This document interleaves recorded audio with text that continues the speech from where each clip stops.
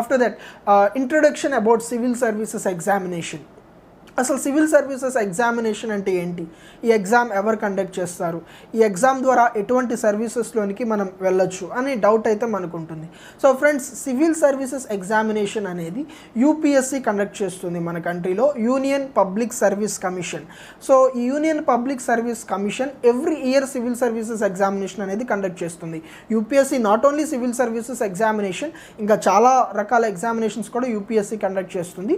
So one of the examinations UPSC conducts is civil services examination, and every year IASలు IPSలు officers అందరూ retire అవుతూ ఉంటారు, and every year వాళ్ళని fulfil చేయాలి. So guys, every year examination అనేది ఉంటుంది, అండ్ ఈ ఎగ్జామినేషన్ నోటిఫికేషన్ వచ్చేసి ఫిబ్రవరి మంత్లో వస్తుంది. సో మోస్ట్లీ ఫిబ్రవరి 19th ఆ టైంలో అనమాట. సో ఫిబ్రవరి మంత్లో UPSC నోటిఫికేషన్ అనేది విడుదల చేస్తుంది సివిల్ సర్వీసెస్ ఎగ్జామినేషన్కి, అండ్ అప్లికేషన్ ప్రాసెస్ గురించి మనం తర్వాత తెలుసుకుందాం.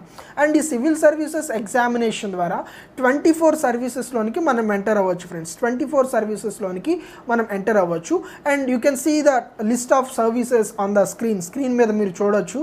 So this is just for an example అనమాట. So you can pause the screen and just go through the 24 services, లేదంటే ఈ 24 సర్వీసెస్ని మేము పీడిఎఫ్ కూడా కింద డిస్క్రిప్షన్లో పెడతాము. సో ఈ పీడిఎఫ్ను కూడా మీరు చూడొచ్చు. అండ్ ఈ 24 సర్వీసెస్లో 2 సర్వీసెస్ని మనం ఆల్ ఇండియా సర్వీసెస్ అంటాం friends. Indian administrative service IAS and Indian police service IPS, ఈ 2 సర్వీసెస్ని కూడా మనం ఆల్ ఇండియా సర్వీసెస్ అని అంటాము. అండ్ మిగిలిన 22 సర్వీసెస్ని మనం సెంట్రల్ సర్వీసెస్ అని అంటాము. సో ఈ రెండింటికి డిఫరెన్స్ ఏంటి అంటే, ఆల్ ఇండియా సర్వీసెస్ అంటే you will be appointed directly by the centre, and you will work both under the centre and also under the state. So మీ సర్వీసెస్ అనేవి బోత్ సెంటర్కి అండ్ స్టేట్కి ఉంటాయి ఆల్ ఇండియా సర్వీసెస్ అంటే. Central services అంటే your services will be for the centre అనమాట. For example, Indian revenue service you are serving the centre, Indian foreign service you are serving the centre. So మిగిలిన 22 సర్వీసెస్ని మనం central services అంటాం.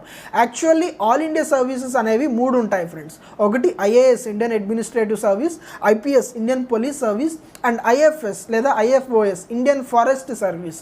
So Indian forest service అనేది civil services examination కింద రాదు. Of course ఈ రెండింటికి preliminary examination ఒకటే.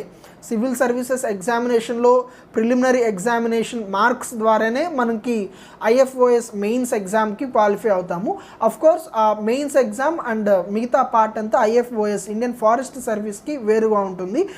Civil services ఎగ్జామినేషన్లో ఉన్న సర్వీసెస్లో ఇండియన్ ఫారెస్ట్ సర్వీస్ ఉండదు. సో సివిల్ సర్వీసెస్ ఎగ్జామినేషన్లో ఉండేవి 24 సర్వీసెస్, అందులో 2 all India services IAS and IPS, and మిగిలిన 22 సెంట్రల్ సర్వీసెస్.